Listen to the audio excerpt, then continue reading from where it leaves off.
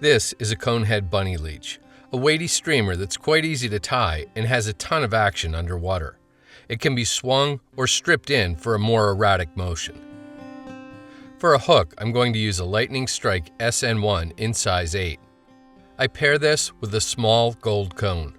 Insert the hook point into the small hole of the cone and bring the cone around and up behind the hook eye.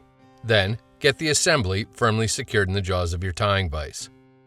For weight, and to help stabilize the cone, I'm going to use .02 lead-free round wire.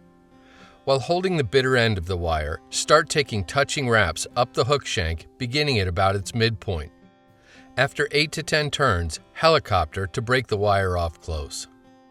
Move the wire wraps rearward so there's space between them and the back edge of the cone. Get hold of some super glue, or here, fly tire Z-men, and apply a light skim to the hook shank behind the cone. Quickly slide the wire wraps forward until they press the cone against the back edge of the hook eye. Hold everything there for a couple of seconds. This should set the adhesive, locking the cone in place.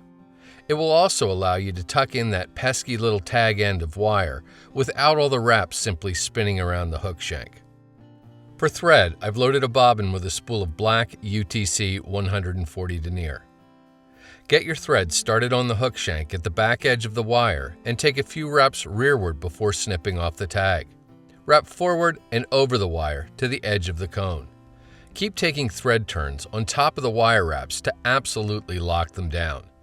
Then, take wraps of tying thread rearward all the way to the start of the hook bend. A single rabbit fur zonker strip is used to create the rest of the fly. Here, I'm using one that's been dyed olive and has black barring. With the fur angled back, measure a segment of hide a full hook in length, then separate the fur at that mark and snip the segment from the rest of the strip. Pinch an 1/8 inch or so of the rabbit fur off the hide, leaving a short little tie-in spot. Place this on top of the hook shank above your tying thread and start taking wraps to lock it in place. Use a good bit of pressure as you wrap and don't worry about bulk, as any bulge will be covered up later. For the next step, I like to use 2 chip clips. These are readily found in grocery as well as big box stores. Grip what's left of the zonker strip with one of the clips in front of the hide. Pull the fur through the jaws of the clip, but the hide will prevent the whole thing from pulling out.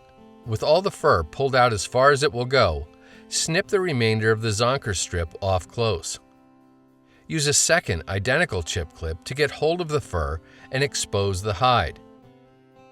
Long-bladed household scissors make snipping the hide off evenly much easier than using your short-bladed tying scissors.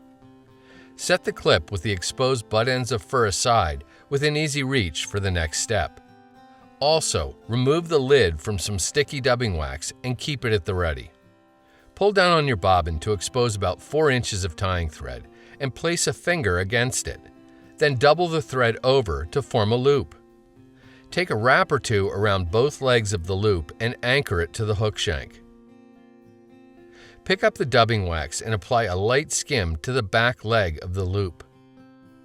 Then, get hold of the chip clip and insert the rabbit fur butt ends into the loop and quickly close the loop down. Insert a dubbing whirl into the bottom of the loop and remove the finger that was holding it open. If needed, carefully push and pull the rabbit fur between the 2 thread legs to even things up. Give your dubbing whirl a good clockwise spin, which will in turn spin the fur into a bushy rope. Using plunger-style hackle pliers, get hold of the thread right beneath the fur. I like to take a couple of turns around the hook of the pliers to ensure the thread won't pull out. You can then close the pliers and snip the excess thread and your dubbing whirl free. Doing this will make the next steps much easier.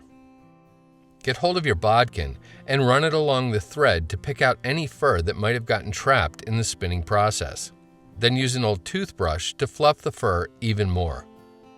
Wet your fingers and fold the rabbit fur back so it points rearward. Advance your tying thread forward to the back edge of the cone. Start taking touching wraps forward, preening the fur back as you go.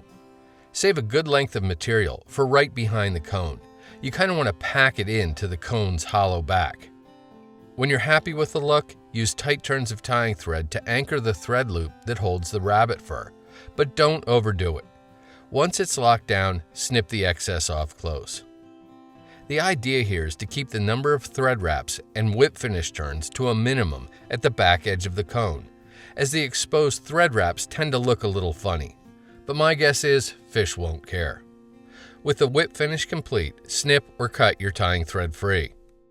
A drop or two of head cement, here Sally Hansen hard as nails, applied to the thread wraps under the cone will help to ensure they don't come unraveled. Once again, use that old toothbrush to fluff out and dress up the fly. And that's the Conehead Bunny Leech, ready to fish.